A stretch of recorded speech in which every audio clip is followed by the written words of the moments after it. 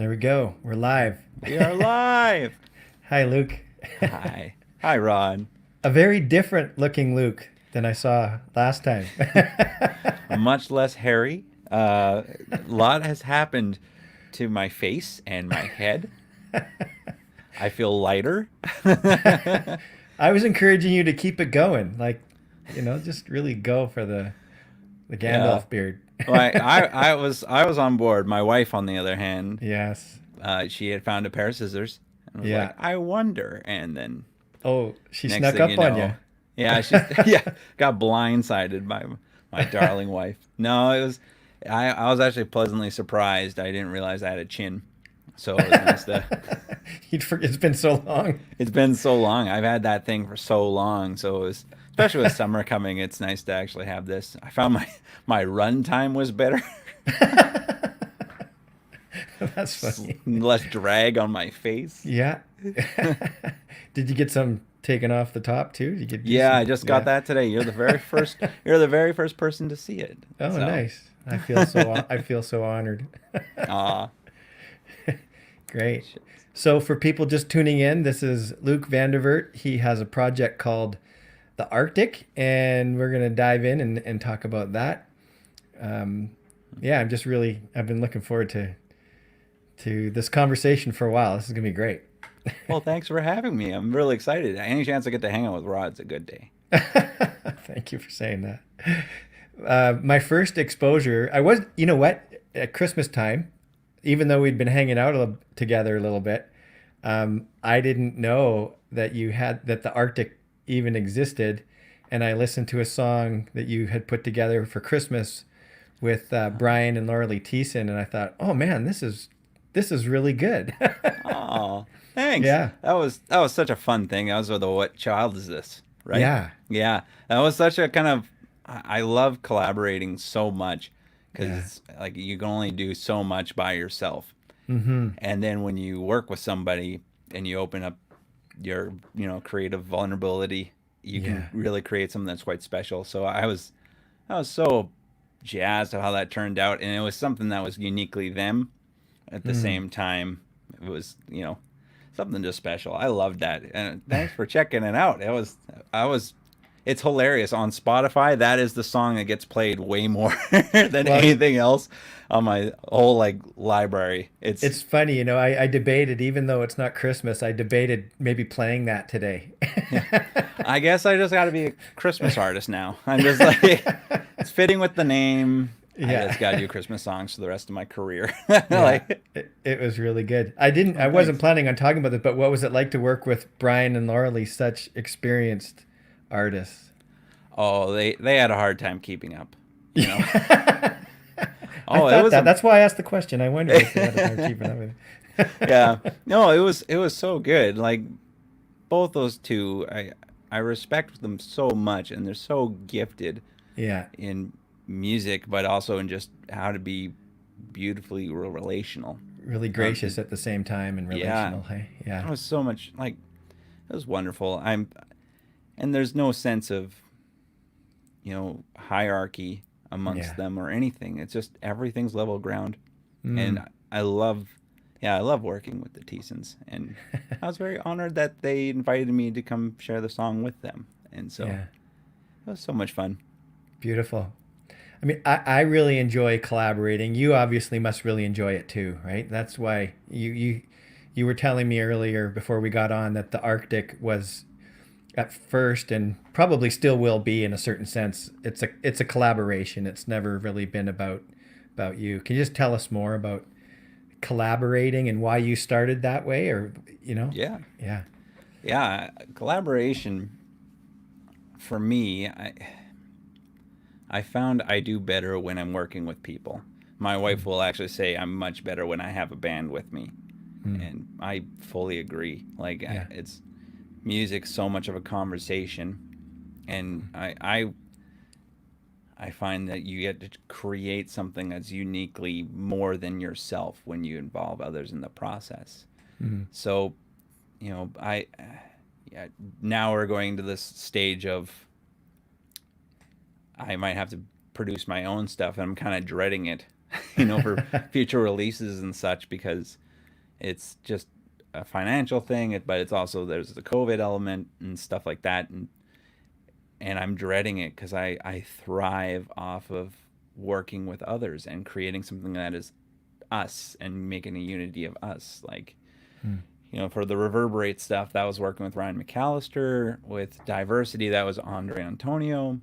And then with the same thing was Jay Stewart. And every one of those things have a different flavor because of the creative process, and you get their influence and your ideas. And there's this I get to make something special and something that is imprinted in time with that person.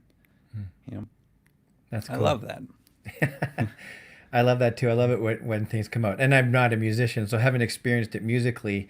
I've planned a lot of events, and that's where I find it happens. Is rather than me just going in there and saying, "Hey, let's do it my way." I love going in and getting other people's ideas and then having them get on board and making their individual contributions. And so, I'm sure it's different, but sort of similar. We are kind of making music, but it's an event.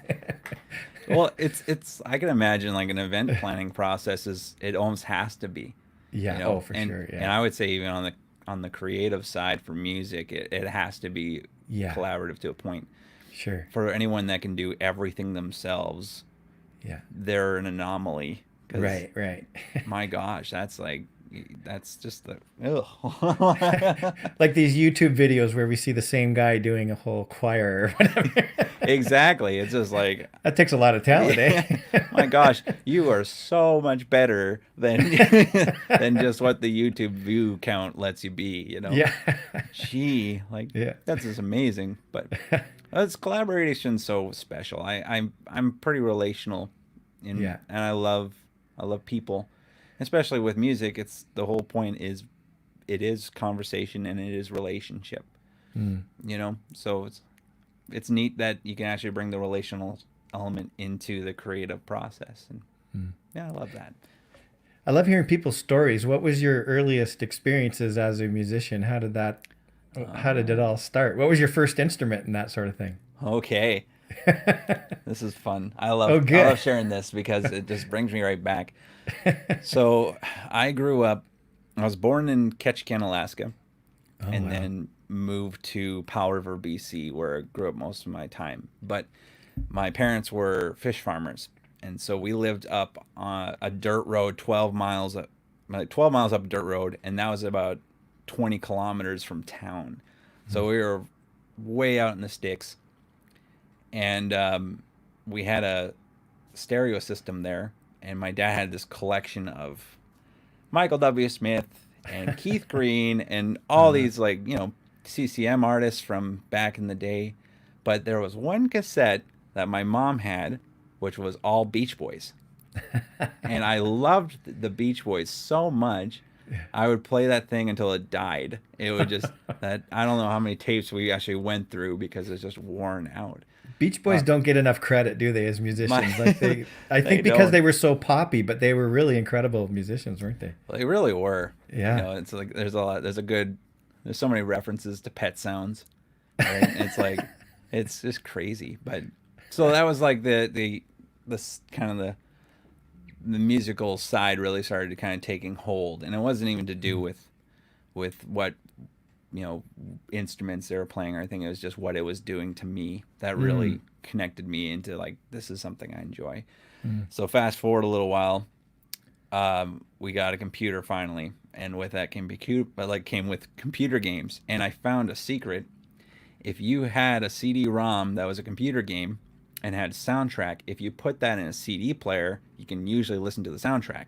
Oh, okay. So there was It this sound. separated out the soundtrack. Yeah, it was Yeah. like somehow they managed to get it into the data so you can actually play the soundtrack off the actual game disc, which Okay. was really crazy. So with that, there was a particular game that had a lot of metal, and I was just like, never been this, secluded little kid in the sticks, just found metal and just was like, oh, this is exciting. And so that led to me setting up pots and pans and start banging on them like drum sets. And so around 12, we had moved into town at this point, and then I got a drum kit, Mm. joined the worship team, at my church at 12.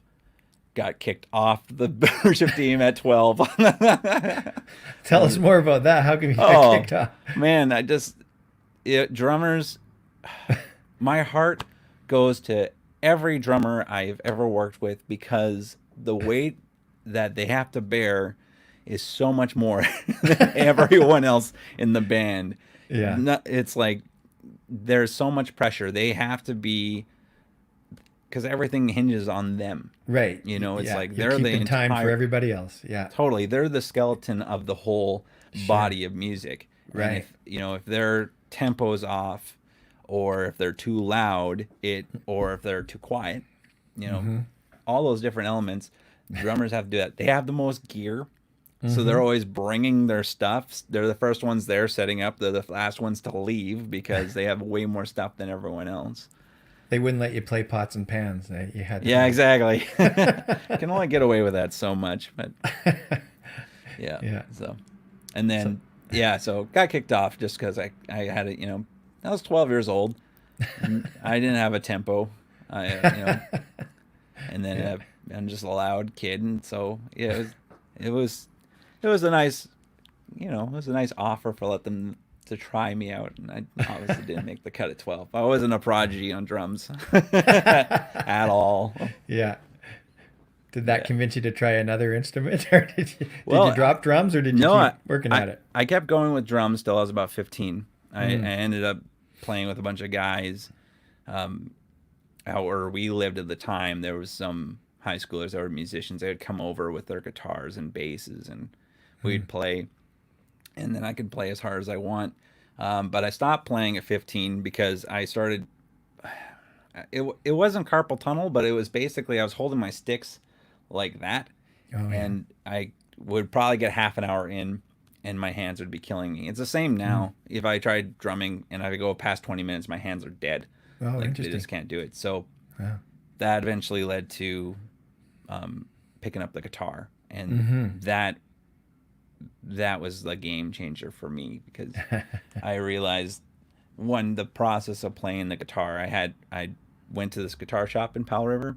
It's Mm-hmm. not there anymore, but I went in, bought this old Yamaha with action that was like this high, and the owner, showed me two chords. He's Yeah. like, play this chord, do this blues pattern. And I went home and I started practicing, and I was just like, this is fun. And my hands were actually bleeding right across the fingertips. Oh I was like, wow. oh, I should stop. This is probably not good. And then Yeah. 10 minutes later, I was like, I got to play it again. So I went back at it with bleeding hands just Wow. because I couldn't put the thing down. Yeah. It locked its teeth in me pretty hard at that point. Oh cool. But it was, yeah, that was kind of the entry point for music. And I just found through the guitar that there was the creativity was beginning to, Mm. find a new expression. I still love drums, but I can't play them. Can't do it, eh? I can't do it. Yeah. I can't do it. And I love just the raw emotion that comes with drums. But Yeah. I've realized that I can confide in others for that and still Sure. get that sense. It's like I miss playing with drummers so much. Oh yeah. So I can't wait till this is all over. If anyone's watching this in the future, the COVID conditions are going right now, so we can't play with other people right now. But What are yeah, some of your major musical influences? I heard you talking about some Christian worship bands there initially, but yeah. yeah. I I was a new metal kid for the most part throughout high school. Mm-hmm. A lot of bands out of the new metal scene really kind of struck a chord with me, but there was always something for the eclectic as well. Mm-hmm. I remember listening to so many scores for films. Mm. Like the Titanic score. Just it still makes me just weep. Oh, Just yeah. with that so many scores like that. An Mm. Armageddon soundtrack or score was the Yeah. same thing. There was, Gladiator, Yeah. same thing. And even though throughout my rebellious upbringing of oh, I'm the metal kid and all that stuff. There was this sensitive side that was very behind the scenes that really loved those things. And then that eventually grew into, finding out, oh, I actually enjoy writing lyrics, and I enjoy writing poems. And that opened up the whole window of, discovering. I mean, a huge thing for me was probably John Foreman. Uh, the magic that a guy can create with his tongue is pretty incredible. You know, Yeah. a lot of different influences there, but it was at the same time, it was also a really interesting time for worship music. At growing up, that it was like the 2000s, right, when I was in Yeah. high school, Yeah. and then we started seeing a lot of Hillsong, and we started seeing a lot of that. What I would say what worship is almost now was starting to come to the forefront during that time. And Yeah. so having that as kind of yeah, it's so strange. Like, even with that thing of where worship music is now, and how I was part of, like, kind of in the formative years of my upbringing, Mm-hmm. I still for some reason just gravitate to the 90s. I don't know why, but Yeah. just a lot of the Vineyard stuff that came out of the 90s. So part of it we did a lot at our church Yeah. at the time, but it just seemed to resonate way more with me than like the Hillsong stuff, even though it was upbeat and loud and all the things I would check off the marks. It wasn't doing something for my soul even at that time. Oh, So, interesting. Yeah, cool. yeah. I know for myself, like, we grew up with with that, and you probably would have a hard time relating to this, but like when I was a kid, that we didn't even have drums or keyboards or anything in church, Yeah. and so it was almost rebellious to have that. And so when Vineyard music and that type of worship music came along, it was like a total breath of fresh air. We kind of had Christian rock and that kind of stuff, and it was okay, but it kind of really sucked compared to good old Yeah. fashioned Yeah. regular rock and It roll. was, it was like the It was no Led Zeppelin or Queen or it's anything the like no name brand of it. It's a casserole, but it's not really Yeah, it's not really the casserole I like. yeah. But there's so much more to it than that, like Yeah. there was a real moving of of God at the time too that went along with the whole thing. So that infused it with a whole nother element. Yeah. Yeah. Oh, it's just so yeah, it that was a pretty neat thing, even though it was kind of, I wasn't really aware of it at the time, but it was pretty amazing to see the byproduct of it. And I mean, I've had so many conversations with people that had the drum battle thing going on. It's like their church was very anti-drum, Yeah. and you probably were right in the thick of that. Yeah, for sure. Yeah. Yeah, crazy. So earlier we had talked about collaboration, and I want to play a song here, which is "The Lost Lover," which was a collaboration, and you collaborated with Colmont and I'm forgetting their names now. Can you remind me? That I know they're Yeah, Esau's, but yeah, Nate and Stephanie Esau. Nate and Stephanie. I knew Nate as a kid. Oh, Yeah, nice. yeah, Oh, and then had kind of lost touch with them, and then yeah, it was so cool to see them on your. I love their music. I guess they just recently changed their name. Hey, they were. yeah. Yeah. I already forgot. I'm a horrible friend. I can't believe I ever. What they were calling themselves Yeah. before. That's okay. They probably want the new brand to be stuck in our minds. So Yeah, it's the band formerly known as Comont. or formerly known as something else, right? Yeah, I wonder. I might have to go change that now on my. Might have to go change that in the behind the scenes now, but yeah, Nate and Steph. I'm fairly. I'm trying to think. I met them maybe 10 years ago, um, and Nate and I actually knew them before they were married separate. So that would be Okay. probably, it's got to be about 10+ years ago.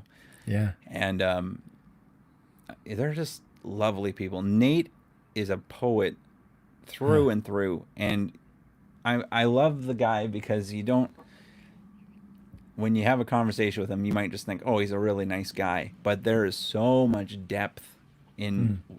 what he writes and what he carries and what he can portray in a song.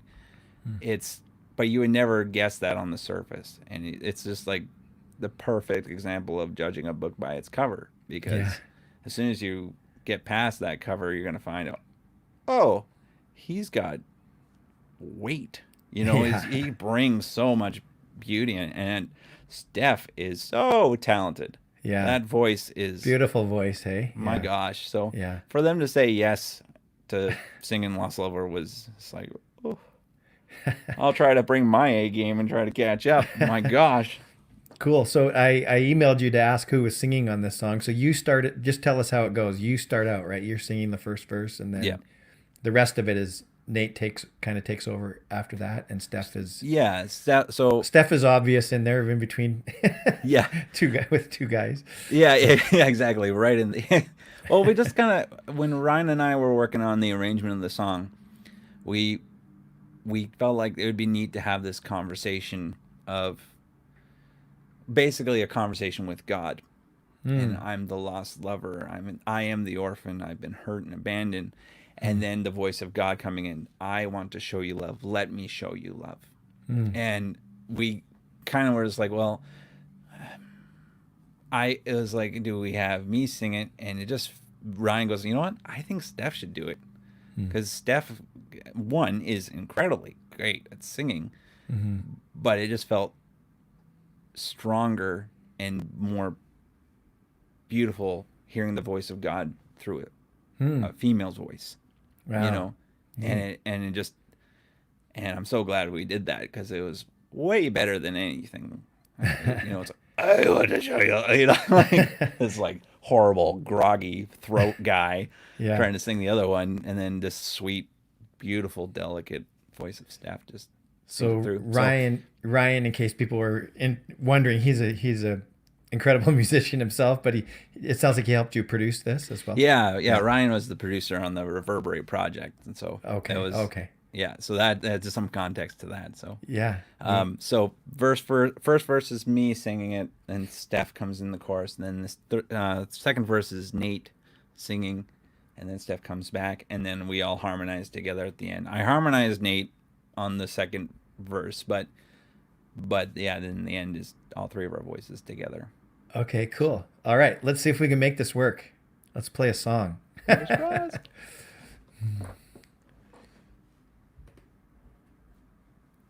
We shall see. We shall see. Oh, all right. This looks pretty good. Looking good.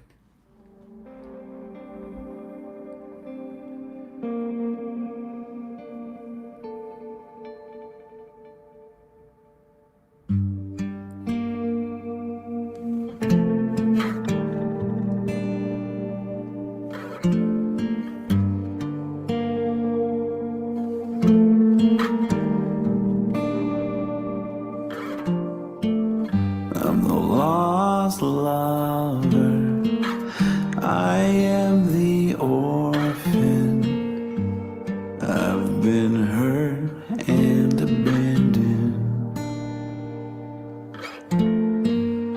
I'm the lost lover, cast off in misled.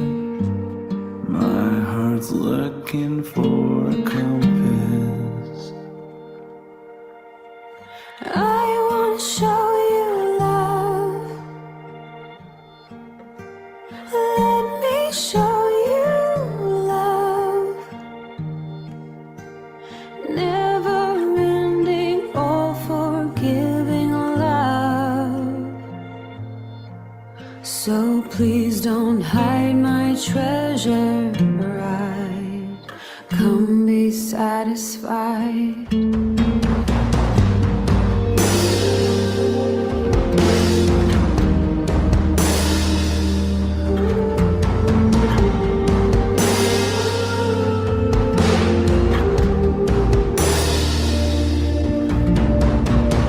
I'm the lost lover. I am the doubter. I'm broken hearted. Trouble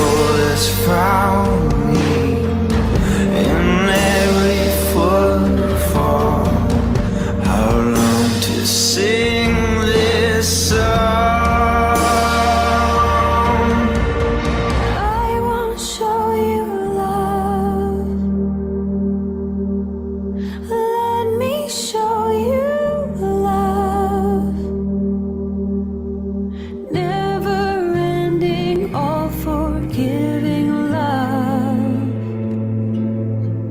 So please don't hide my treasure bride. Come be satisfied.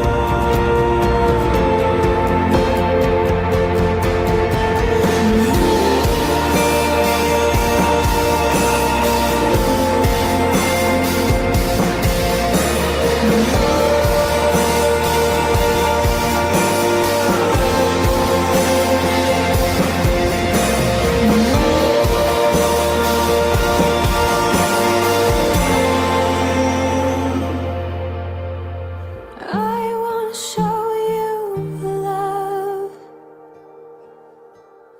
Let me show you love. Never ending, all forgiving love. So please don't hide my treasure bride. Come be satisfied.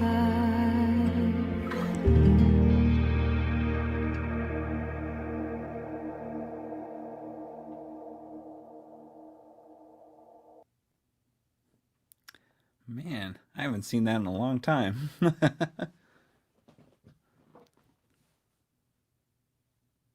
I think you might be muted. There we go. I said there you beautiful. go. Yeah, that was nice. Oh. So just some questions about that. So what does the message of that song mean to you? So, I should give some context to what that song came or where it started. Sure, that'd be great. I was doing a conference. It was a youth conference, and I had a dream the night before. I don't get dreams very often, and I woke up and I just had this phrase "lost lover" in my head, and I just couldn't shake it, and I was kind of wrestling with what is this, what does this mean? And as I processed it and talked to family and stuff to kind of and kind of subtly bring it into conversation, I started realizing, for when I was growing up, I didn't understand what love really was. I thought I knew, but I didn't actually know what it was. So, I would be in a relationship with a girl throughout high school without any idea of actually knowing what love is. So I'd be giving what I think is love away, but not actually understanding what love is. And so it just, as I processed that, and then it just seemed like, okay, maybe that's something that needs to be mentioned at this youth conference, that, it's like there's a lot of pressure that we put on in love. And the need to have love, the need to do that. And that's not really what it is. It's actually something that is completely sacrificial. And it's, and we look at that in the character of Jesus. So then, as I'm wrestling through it, I'm the lost lover. I'm not knowing where this love is to be placed. I don't know what this is. So yeah, it's fun revisiting that. Yeah, it's like something I was like, it was for a youth conference. I actually wrote it that weekend, and then we sang it at the conference, and it was just kind of a neat, special thing for the moment. But then afterwards, there was this resonance with it, and it's actually one of the. I mean, she doesn't say it, but my wife Rachel actually added a co-write to it as well. So she helped with some of the lyrics, which for me, cool. was So really, you came up with the lyrics, hey? Yes. Yeah, nice. Yeah. Nate did actually help as well. Yeah, Nate, you were saying earlier he's such a poet. I wondered where they came from. oh yeah. As soon as Yeah. we were going to the studio, it was like, Nate, I think my songs are done, but I'd rather have you have a voice in this. So Nate did, we'd go through some songs, and then he would kind of like, oh, what do you think of this? And pitch some ideas, and some, like, it was like, if it's not like, oh, well, it's okay. It was more like, oh my gosh, Nate, you have gold in what you write. And so it was Yeah. like, that's way better than what was there before. Let's put it in. And Yeah. in that song, he came up with the second verse line, trouble has found me in every footfall. It's actually kind of neat. Throughout the project, a lot of Nate's contributions had to be involving step, which was kind of just neat how it works. So trouble has found me in every footfall. And then in City of Light, which another song he contributed, it's like there when our feet strikes the stone, and it was just kind of a neat, like, he had something going on with feet, that guy, right? There's a feet theme going on. Yeah, exactly. But it was just so special. And it's like, Yeah. I mean, my gosh, it's like, I just yearn for the inclusivity of creating with others. It's like, Yeah. ego's out the window. It's like, there's no point in holding on to any ego. It's Yeah. just like, what can we create that's together that is the best of both of us? Yeah. Cool. So I love that. Yeah. For me, I just think, that I know personally, I can never be reminded enough that God pursues me as well. Sometimes I often lose the plot and think it's all up to me and up to my own efforts and all that kind of stuff. So it's nice to have a song that reminds me of that. Yeah, God is pursuing me as well, and there's something extremely beautiful about that. Sometimes you got to wait and for it to show up, but it inevitably does. As it God's love goes. inevitably does. I'm wondering about the imagery in the video. Was it intentional to use nature? Because that's one of the ways I really connect with God as well, is through nature, and actually appreciate it. I find it less distracting to have nature rather than having images of people or the corny images of Jesus or whatever. Yeah. Oh yeah. Oh my gosh. So was Yeah. the nature imagery intentional? Yeah, I've found with certain things, like there's ways to communicate it, and me growing up in Powervert and always been by the ocean. That's been okay. my, I wondered my if there was a place. tie there to the ocean. Yeah. Yeah, I mean, I think the same thing with the same thing video. You're right. It's like yeah, I like the ocean. It's my problem. But there is something to be said about, you have all this grandeur in nature. At the same time, it's a peaceful consistency. And with a person, there's so much going on that you're empathetic to, you're compassionate to, you're angered by, all these different maybe things. judging, whatever. Yeah, right? all Yeah, these different things Yeah. that happen with a human face. Yeah. So it's like when you're doing a lyric video or something, and you're showing a face, and you don't have any, like, if it's not someone that's acting and intentionally trying to communicate this emotion, whatever you're trying to convey, if it's B-roll of people on the street, it brings something else entirely to the story, right? Yeah. And I think if you're gonna do a lyric video or do anything, it's just, you have to make the narrative make sense. And I mean, sometimes it's easy, you just take lyrics and put them up on a still image and move things past, but those ocean shots were just, it was hard to say no to those ocean shots. That's great. There's a my good problem. point for anybody, any creative artist listening to us right now. There's a good tip for you. Yeah, That's awesome. There you go. Well, I try to keep to half an hour, but let's just keep going. I want to play one more song. Let's play the Arctic. Let's play The Same Thing, and by the Arctic, Luke Vandevert and friends. Just give us a little bit of background to this song. Yeah. This is actually a really interesting story because how the story evolved, or the song didn't evolve, but the song meant differently for me at different times. So, Rod, you might actually have been there for the beginning of this, possibly. So what happened was at the church that we are a part of, the table, there was, I think it was a Lectio Divina that we were doing, and it was based off Psalm 30. And Psalm 30, the most common, most popular part of it is the "You clothe me in the joy of dancing." And at that time, I, I'm picking the songs for that Sunday, and I'm just wrestling with the honesty of saying, or the honesty of singing a song that's about dancing and being in that place of joy. It's like I'm not there emotionally, and I feel that if I were to sing that, I'm not doing it out of an authentic thing. It would be very much a discipline to try to get to that point.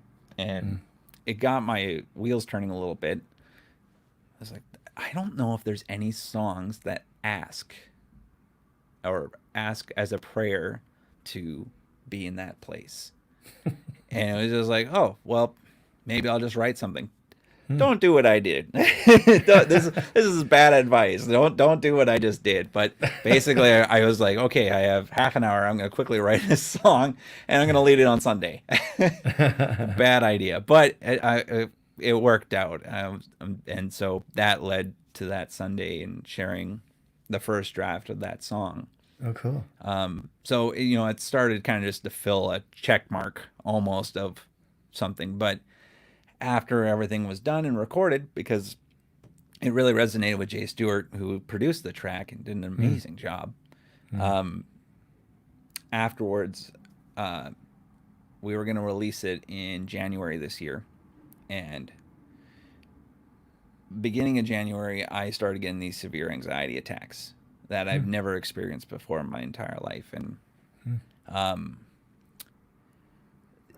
it was like, I can't release a song this month because I need to work on my health. There was some health issues as well during that time, but there was so much going on. This anxiety was, it was bad. To put it lightly. It was, we went to the doctor, and they gave me a diagnosis 3 weeks later that I had severe anxiety disorder, and so they wanted to get me on medication. At that point, it was getting easier and much more manageable, but it was, not sleeping, not eating. So, it went on, I think, till it went all the way through February, and it started going into March, and it was still there. And I was like, well, I have the song that I need to release. And so I just listened to it again, just to kind of get my head back into that space. And it was one of those things where that song meant so much more to me then than it did at the time that I wrote it. Just the idea, actually having the "Won't you come and comfort me with the same thing," the same thing being the joy of dancing, and it's like, I want to have this thing. Won't you come and comfort me? I didn't realize how much that impact had for me. So that's the start of it. Okay, cool. Well, let's play it, and then we can talk about it a little bit more.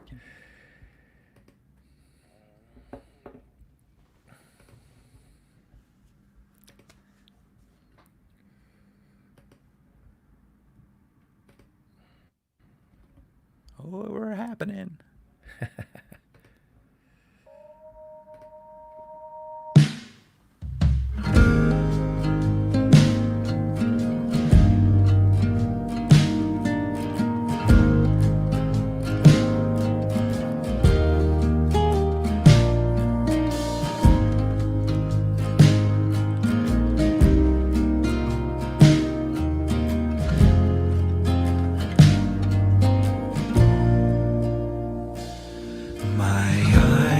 My eyes have seen your love. My heart beats with your blood. My soul yearns for your own. Jesus, I long for thee. You the depths. Jesus, you are my help and my rest. You clothe your own in the joy of dancing. Won't you come and cover me with the same thing? My tongue sings of your love. My mind is drawn to your design. And I know, even when I don't, that I still long for thee, that I still long for thee. You are the one who lifts me from the depths. Jesus, you are my help and my rest. You clothe your own in the joy of dancing. Won't you come and cover me with the same thing?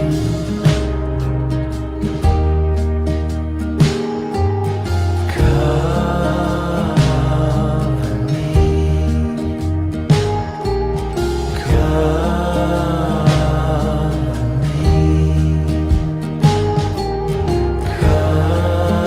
cover me, You are the one who lifts me from the depths. Jesus, you are my help and my rest. You clothe your own in the joy of dancing. Won't you come and cover me? Won't you come and cover me? Won't you come and cover me with the same thing?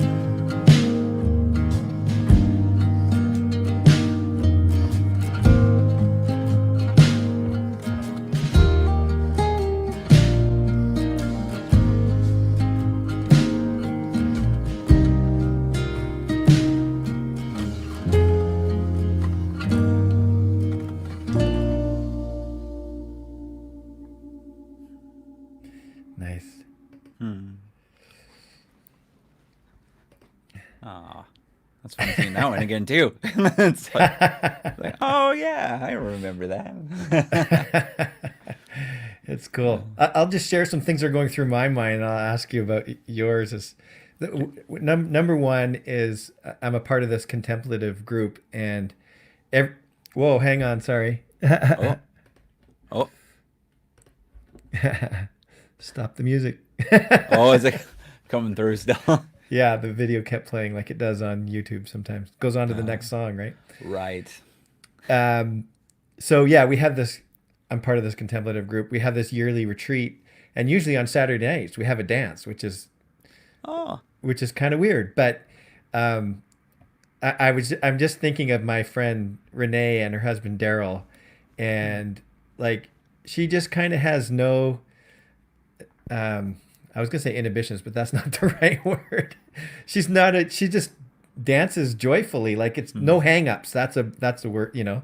yeah. And so there I am with my hang-ups, and it usually takes a little while, and until I can get up off my butt and dance with everybody, and it's all just good, clean fun. Oh, It's it really is just the joy of dancing together, and Yeah. and the later the night gets, just it kind of seems to be even more fun. Or there's a song that everybody in the band plays that everybody enjoys, and that's it's kind of one of the few places where I've kind of experienced that. Like again, pushing religious buttons in the vineyard, their dancing does break out once in a while. It does happen. Yeah, and it can be a lot of fun and pretty joyful. I think another thing was just back in the early days of the vineyard was dancing with my kids. That was a lot of fun too.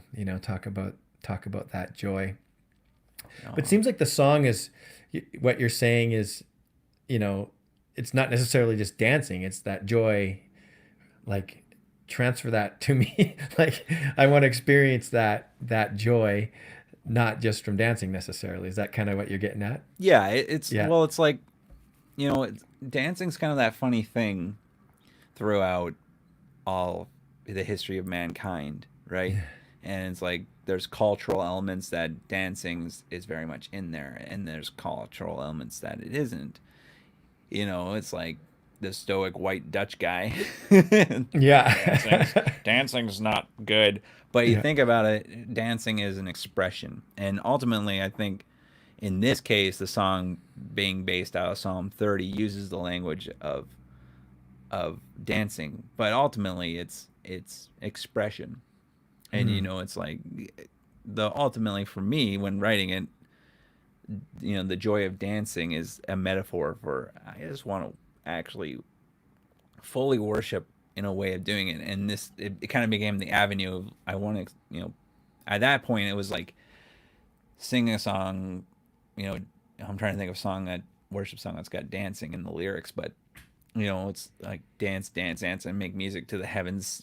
All these kind of like, all these songs. It's like, There was a Delirious song, no. "Dance Upon Injustice." That always That always like, got me up and moving. That's I right. like Dance. that. That was a bit dance of to dance upon justice. Great line. Yeah. Great line. But it was like, I can't do it because my heart's not there. And it's a freedom. It's kind of a freedom thing, isn't it? It really is. And so Yeah. something about just, won't you come and cover me with the same thing? You clothe your own in the joy of dancing. Won't you come and cover me with that? It's just the desire to be close, to experience the things that are of him, And so I would say it's not, the song's not about get me off to the dance floor. It's Right. more about, Yeah. I want to be in the place where I can, and I'm not there. And it's kind of a different thing. I've always been a laments guy, so it's really hard for me not to go to like the Well, I see what you're saying now. Like before we played the song, you mentioned, asking about it, like you recognizing that you're not there, but asking, could help me? could I be there? Could I be there? Yeah. Could you help me get there? Yeah. And it nice. turns into a prayer versus like I'm already there, like a Yeah. hoorah. And it's not about hype, And Yeah. so much of worship leading these days it tends to be hype. Yeah. And it's like, yeah. shout a praise to the Lord, and it's like, every time I hear it, my heart's going, no, which is wrong, and I shouldn't be doing that, but I want to be there, but I'm not. Yeah. And I don't know what, and you could point to a billion things of solutions what it might be, but ultimately for me, it's like, I want to be there, but I'm not. Help me get there. Sorry, Luke, just a sec. That's all right. It's an adventure on your side. I wasn't plugged in, so my... Oh no. There we go. You got it. Sorry about that. Oh, it's all right. Great. Well, thank you for sharing all of that and beautiful Well, music. I love it. Again, you had the ocean imagery there. Yes, of course, oceans, right? I like it. It's my, oh man, it's just my weakness every time. But that particular one, that was actually footage I shot in Powell River. Yeah. I have a secret spot that's not so secret, but that's my thinking spot. So whenever I was going through something my time up there, that's where I would go to be and that's reflect and pray. And so it was really neat to go there and capture all this footage and then make it look like a Van Gogh painting, Yeah, so you added it, and then did you add some sort of filter to it? Is that what that was? Yeah. It's basically a kind of like a Final Cut Pro filter that kind of gives it that look. And it was just, Cool. I liked it. Hopefully everyone liked it too. Yeah, it looked really neat. It's one of the things that first attracted me to the video. It's great. Oh, well, if you ever get a chance to watch the story, I do have the story of the song on YouTube and on Facebook. Okay. But there's also an interview with Aaron, who did the artwork for Okay. it. If you get a chance to watch that, it's amazing because we weren't dialoguing at all through the process, and she doesn't know, she didn't know I was making that lyric video. I had no idea what she was creating. And then when she showed me, and I was like, you got to see the lyric video I made. So I sent her the lyric video, and it was like, thematically, this is like bang on. Like, Oh, neat. it was really neat just to see that little, you know, little like, Great. oh my gosh. I'll actually share my screen again here as we wrap up, and we can just bring up your Oh. Well, thank you. bring up your website. The layers. The layers. There we go. Are you seeing? Tell me what you're Oh, seeing. yeah. You're seeing your Yeah. website. Yeah. Yeah, I see the website. Where's the video that you were just talking about? Yeah, so I bet if it was probably one of those things where I don't think it'll show up on the website, but if you scroll down, Yeah. Well, first we got to go to here's the longer beard and the longer hair. yeah, exactly. Exactly. That was the the uncut version of Luke. That Yeah. was also 45 pounds heavier as well. Okay. Yeah. All right. So basically, if you click on one of those videos, that'll bring you to the YouTube page. Okay. And then when you're at that particular YouTube, you can go down and actually click the YouTube channel. Subscribe if you got a YouTube channel, guys. I would love for a subscription. But if you go to the YouTube channel, you'll find it in the videos there because I haven't posted it on there. I should. I just haven't gotten around to it. Okay, let's just stop the screen share. I'm just going to put so it's the arc. Yeah, the Arctic. Tick. Like the cold place. Music.com. Yeah. And it has special significance that since you actually grew up very close to the Arctic. Well, so it was kind of funny because even to today, because it's like I just wanted to find a way to express the sobering feeling of cold. You know, and it's like when you wake up in the morning and you go outside and it is freezing, Yeah. you become alert. And I was trying to find a way to say that because I don't know if there's a word for it. And someone just suggested, hey, why don't you go with a place? And there was another project called Antarctica. Yeah. So I wasn't going to jump on that. I was like, well, I'll go with the Arctic because that's the other side of it. And then someone's like, hey, you're from Alaska. I was like, oh. Oh, yeah, okay. So coming up with the name, you weren't thinking that you were from Alaska. No, that came after. I was just trying to describe that sensation of alertness and Okay. you know, and then it was like, oh, I guess Excellent. I guess I got lucky with that one. Just having to be from there. I'm from very lower Alaska, basically BC. It's Ketchikan, so it's like the soft version of Alaska. You know, the harbor town of Alaska. That's really it gets cold, but it's nowhere near like Nome or Anchorage. Oh yeah. Those guys are monsters up there. Great. Well, thanks again, Luke. It was fun visiting with you. And actually, like we've been around each other. We haven't actually had a chance to talk like this. So It's just so nice. Yeah. It's so nice. It's like usually we're in the midst of doing church things, and then it's like, oh, and everyone goes on to do their thing. This is nice to have a chat with you. Yeah, I really enjoyed this. Good. I've enjoyed it a lot too. And thank you for having me. Oh, you're welcome. My pleasure. Yeah, it's been great to again find out more about the story behind the music and get to know you better as well. Oh, thanks, Rod. Okay, take care. I'm gonna hit end the broadcast and then we can just say our goodbyes offline. Perfect. Sounds good.